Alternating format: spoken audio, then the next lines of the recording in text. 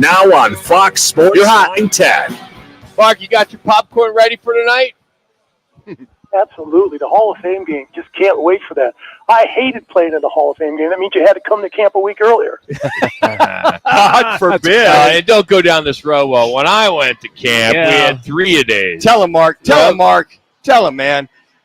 Absolutely. We had 3-a-days on Wednesdays. We went out in pads twice a day for 8 weeks of training camp. They have 18 padded practices. We did that in 2.5 weeks. Yeah. So, as a little intern myself in '89 with the Colts, I remember Eric Dickerson, Jack Trudeau, and all these guys. They'd be at practice. We were in Anderson, Indiana at camp, and they would have an hour-long practice. And then at night, they're at the local bar. I mean, that's what you guys did. Come on. Oh, come on now. We never did that. We were out there. We had meetings. We had film sessions. We had practices a couple times a day.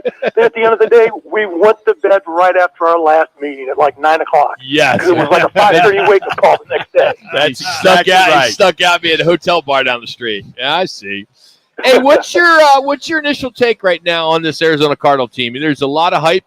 Some feel that the folks in Vegas say 7-8 games they're going to win. Are you around the same or less or more? I'm close to that. I'm like around 6 to 7 games. I don't know what all the attraction is and all the hype is, and everybody's excited about. Wow, they played hard last year. Well, you're supposed to play hard. It's the National Football League. That's what you're paid to do.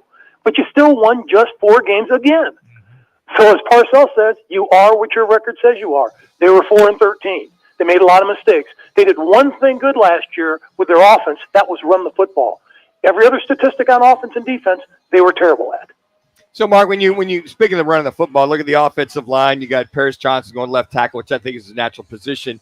You might have a rookie at left guard, Froholt at center, Will Hernandez, and then and right guard Beecham or whoever at that point. And you're not going to be hitting a lot, as you mentioned, in training camp and in preseason. They may not play a lot. So, speaking of that continuity or chemistry, where does that come from if this team's going to get off the schneid and get those 7, 8, or 9 wins? I think the hardest coaching job in the NFL right now is the offensive line coaches. Because look what they have to do. They've got to have 5 guys at their position that have to go out and be on the same beat every time, the same steps, the same calls, the same page. And it's hard to do when you're not out there in full pads. You need to get callous for the hits. You need to go out there and practice with the pads, and they're just not doing that. That's why you see a lot of offensive lines struggle early in the season because they're not used to that full 100% going out where you go out and you get those knocks and you get those bruises and bumps, and you're ready for game time speed when it's that time. They're just not getting enough of those reps in practice. Hey, I'd love to go out there and just go out there and hit the bags every day for practice for 2 or 3 weeks before the season starts. But that just is not the way it was back in the day. And I'm not saying, it was much better back then. I'm just saying that's why you see a lot of offensive line struggle because it's just difficult to get everybody on the same page full speed in the preseason. So Mark, do you think, as you may, it'll take a good 3 to 4 games with this new 3-game preseason start to get that offensive line, a 3 to 4 regular preseason games to get them up to speed? It all depends how many of the starters are going to play. Now, some head coaches aren't playing any of their starters in the preseason as few as possible. And McVay started that a few years ago. Now, a lot of other coaches have caught on to that. But I don't know with this team because this is the second year with this crew and this front office that they've revamped the roster again. If you look at it, they had 12 draft picks this year, and they've signed some free agents. So there's a lot of players, a lot of new players that are back in the starting lineup that we're going to watch this year that hadn't played with the players that they're playing next to. So it's going to be interesting. And Marvin Harrison Jr., he should be a star. Regardless of whatever happens to him, I hope he stays healthy because his dad was a heck of a player, and I think he is a heck of a player, and he's got a great future ahead of him. I'm keeping my fingers crossed that he just stays healthy. But looking at this offense and breaking it down, he's their number 1 wide receiver without a doubt. They did have a number 1 in D-Hop, and he's gone to Tennessee. So it's going to be a 2-man show, either Trey McBride at the tight end position or it's going to be Marvin Harrison Jr. if he can pick it up full speed once he gets against the ones versus ones when the live bullets are flying. Mark May is our guest on the Right Toyota guest line. Mark, my question is a follow-up then to what you're talking about right there. So if the other teams decide they're going to double on Harrison, does Trey McBride then continue to be your stud receiver for the Cardinals? I think it's got to be McBride, but it's not going to be anything deep. It's going to be underneath things. But I think Wilson's going to have to step up. Michael Wilson, if he can stay healthy, he didn't stay healthy in college. If he can stay healthy, that's another big body with speed that can get down the field. He may be the X factor in this offense if he's available to do that, because Marvin Harrison, they're going to rotate the safety or they're going to double team him. The guy's 6'4", long arms, can run like a deer, and is smart and run great routes. He's going to be very difficult to defend. Most defensive coordinators are going to stop the run first, and then they're going to stop Marvin Harrison second. If I was a defensive coordinator, if you do those two things, the Cardinals are going to have a difficult time scoring points. Well, in line of that, so what do you need to see out of Kyler Murray? Here he is, the 6th year. As you just mentioned, he's got a lot of weapons. Got let's say, a solid offensive line. Got a little bit of a running game, as you also mentioned. So what does he need to do initially coming out of the chute? Little guy's got to stay healthy first and foremost. The little guy. He's been nicked up or injured every year, guys. Come on, face it. Yeah. He's been nicked up or injured every year. The day they drafted him, I was on with Craig Fouye and ABC 15. I said, he's fast, he's smart, he's coachable, he's a kid that can make plays. But my only biggest concern, can he stay healthy? Because now he's with the tall trees in the NFL. He's with grown men that are playing for their families, playing for their careers. And guess what? They're going to look at him and they're going to say, this guy's about 5'9", 5'10". If we put enough hits on him early, he won't finish the game. And that's what every defensive coordinator is saying. Hey, if you can get close to him, knock him down. Al Davis used to say, get to the quarterback, hit him and hit him hard. Mark, with what you've seen and heard this offseason with Kyler, there's been a lot written about him. And are you at least impressed by what he has done as a leader off the field? I mean, kid doesn't get in any trouble. He just plays video games and, stays to himself. Did some stuff with the players in the offseason. Do you think he's going in the right direction after 5 years? Let me see. Let me ask you this question. If you're young and you're single and you finally got the bag and you're making $40 million plus this year, guess what? I'd be a leader too. I'd come into the facility earlier than everybody else and stay later than everybody else to show them that I'm worth that. Now he's just got to produce that on the field of play. And guys, just remember, it was only over a year ago. Remember, he was screaming at Cliff Kingsbury and showing him up on national television. How far has he progressed? We're going to find out with Jonathan Gannon. If they start losing, if it gets bad for him, if he gets knocked around and pressured in the game, if he's having a bad game, will he revert to what he did back with Cliff Kingsbury? Or is he matured enough to step up and lead this football team and just say, guys, it's my fault. I'm going to own it. I'm going to take over. And guess what? I'm going to step up and say, I'm going to fix the problem. It's me. And, Mark, I second that motion with that. But my whole contention is that should have been him from the get-go. That should have been him from day one. As a rookie, now this newfound epiphany, as you mentioned, he's got the money. I think, doesn't he realize that this might be his last hurrah if things don't go right his way, aside from any kind of injuries? Well, the thing is, his contract, a lot of it's guaranteed. So for him, he's like, well, I don't care. He's guaranteed, $180, $200 million over the next few years, regardless if he plays or not. So for him, he's going to have the attitude that, look, this is the Arizona Cardinals. This team's won 8 games over the last 2 years. They're looked at like the laughing stock of the NFL from the owner on down. How can we change the face of this organization? And if it does change, it's got to be me because I'm the starting quarterback. So it all starts with him. If he goes out and he's a leader and they win games, which I don't think they're going to win more than 6 or 7 this year, hey, I'd be impressed. I'd say, you know what? He's really grown since he's been here. But we're going into that 5th year, guys. This should have happened years ago, especially at the quarterback position. You're taught when you're playing in Pop Warner that you're the leader of the offense. You're the leader of the team. And now you're in the NFL. You've known that since you're a little kid. And he still hasn't grasped it. I want to see it on the field. I'm going to wait and see when it really starts and it really matters and the pressure's on. I want to see how he handles it. Mark, will their defense be able to be better than what it was last year? Because they were a sieve at times last year. Hey, they better be better. Because Gannon, that was his forte. That's what he cut his teeth on. He was supposed to be known as a defensive guru, a great defensive coordinator. Look at their stats. Total defense, they were 25th last year. Rushing defense, they couldn't stop a nosebleed. They were dead last in the NFL. Everybody ran on this football team.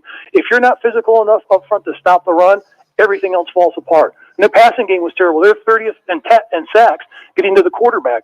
So when you break this team down defensively, it's like, okay, the head coach has a defensive background. You would think that we would start off having at least a decent defense. They were horrendous in defense last year. They couldn't stop anybody, particularly in the fourth quarter when it happened.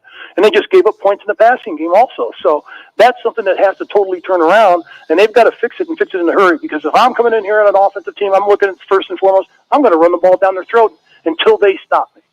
Mark, and I'm going to do it early, and I'm going to do it often, and I'm going to do it the entire game. And then that's just going to set up the play-action pass because their pass defense was atrocious last year also. Mark, Sun Devils, Your number 2, Kenny Dillingham, they're heading up to Tonazona, I think, Saturday. You look at ASU, you look at their offseason and spring practices, NIL, lack of NIL, going to the Big 12. How do you foresee this Sun Devils team with the talent projected, number 12 or number 11 or 12, and reference them year 2 for Kenny Dillingham? Well, they're still not figuring out the NIL and bringing players in. I guess they just don't have enough money to compete with the other schools, particularly in the Big 12 now. And right now, when you look at the roster, they're not figuring out how to do the roster. They're bringing in numbers. They're just not bringing in quality players. And they didn't last year, and that's why they ended up 3-9 last year. And I'm breaking down their schedule, and I'm trying to figure out what they're doing in the portal, how many guys are coming in. Yeah, they got a couple of big bodies up front, but if they're any good, why would you go to a 3-9 football team? So that's what I'm thinking. If the players that they brought in, if they're that good, they probably would have went to a winning football team. They lost their quarterback, Jaden Rashad, in the offseason, and their number 1 wide receiver, Badger. And that was one of the things that they've got to replace besides their offensive line. Those are 2 key areas.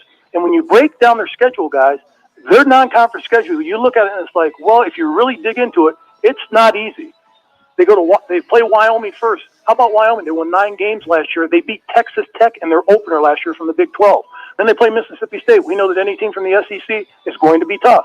Then they're at Texas State. They're no joke in the Sun Belt, guys. They're predicted to finish first in their division, and they went to a bowl game last year. So their non-conference schedule is going to be difficult. And then you go from there, you go to the Big 12 schedule. And I'm looking at they may be favored in maybe 3 to 4 games this season, maybe. And I'm looking at maybe Cincinnati. That's a possibility. And then I look at the other games. I'm trying to pick out winners that they're going to be favored in. It's a tough look for this team, and it's going to be interesting to see how they handle it. At least now they've got the bad taste in their mouth that they couldn't go to a bowl game last year. All that stuff is gone. Start off with a clean slate. Hopefully they'll get better. Hopefully they'll stay healthy. But, man, replacing your quarterback this late and your number 1 wide receiver, that's a tough way to go. That's an uphill battle. Mark, in your estimation, how good will the Big 12 be this year? It's got to be tough. Without Texas and Oklahoma, there really isn't that dominant team. Right now, when you look at it, Utah may be the best team in the conference, and I think they're the highest-ranked team in the conference going into the season. So you're looking at a former Pac-12 team that's going into the Big 12 that's probably going to be their best team. Oklahoma State's always going to be competitive in that conference. When you break it down, they're probably going to be the second-best team. But now you've got UCS in the conference, and Kansas State is always tough. So it's going to be a good league, but I think they're probably only going to get 1 team, possibly 2 at the most, into the playoff this year. Yeah, are the credentials, do they look pretty cool for the Cardinals this year? Did you get yours in the mail? I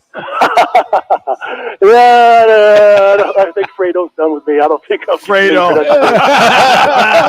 Hey, go Fredo. Oh, that's great. Hey, are you going to be doing anything with Lou Holtz again? I don't know. Lou's getting up there in age, and he's like, he wants to do it, but it's like, hey, Coach, if we're going to do this live like you want to, Notre Dame always plays the late games or those evening games, and by the time those games are done, it's like 11 o'clock East Coast time.